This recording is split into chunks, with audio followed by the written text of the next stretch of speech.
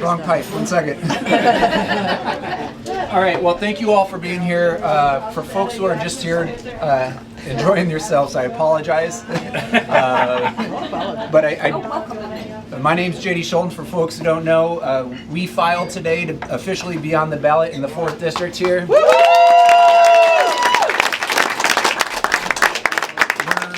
Extremely excited, and just whatever everything that happened last time. I know we came down here a lot, especially early on because of the primary and everything, and it's just so meaningful for what we were able to do, not only here in Story County but throughout the whole district, and be able to move the needle 24 points, which was third most in the nation, to get 25,000 more votes than there are registered Democrats in the district, showing that we were willing to get out there to the people, prove we're trustworthy, and prove that we're going to fight for the people of this district. And we were able to earn votes and not write anybody off. Doesn't matter if you're Democrat, Independent, Republican. We're going out there to try to earn your vote, and we'll continue to do that.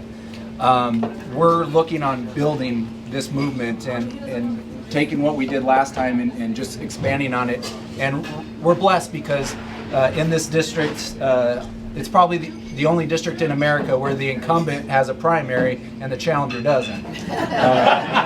We will officially know on Friday, but we don't expect we haven't heard anything about anybody on our end.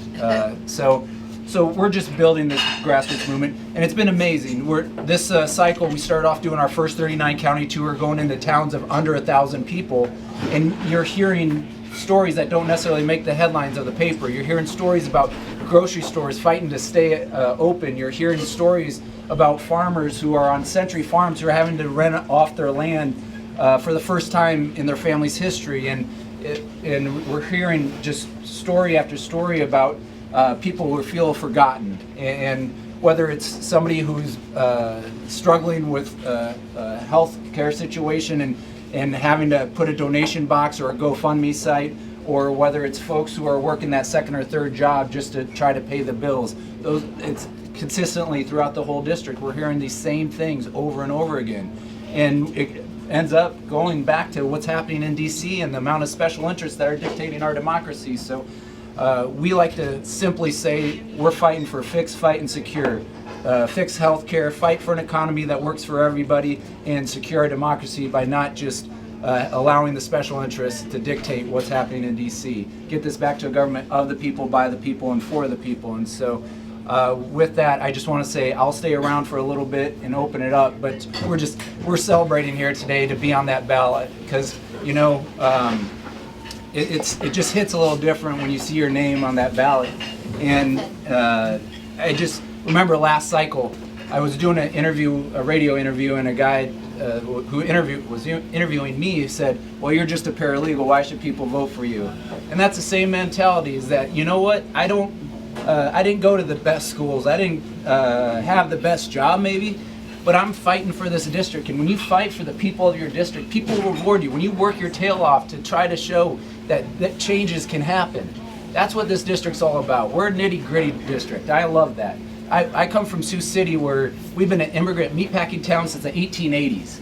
When we moved to Sioux City, our family photo was in front of the stockyards, and it's amazing. Like, that's who we are. Before it was a mall. Well, before it was, yeah. But that's what this district. The backbone of this district is a working class district, an agriculture district. We're the second most agriculture district in America, and when we got farmers with their backs against the wall, when they're doing bad, we're doing bad in the towns, and it all feeds each other here. We all feed off each other in these communities, and so.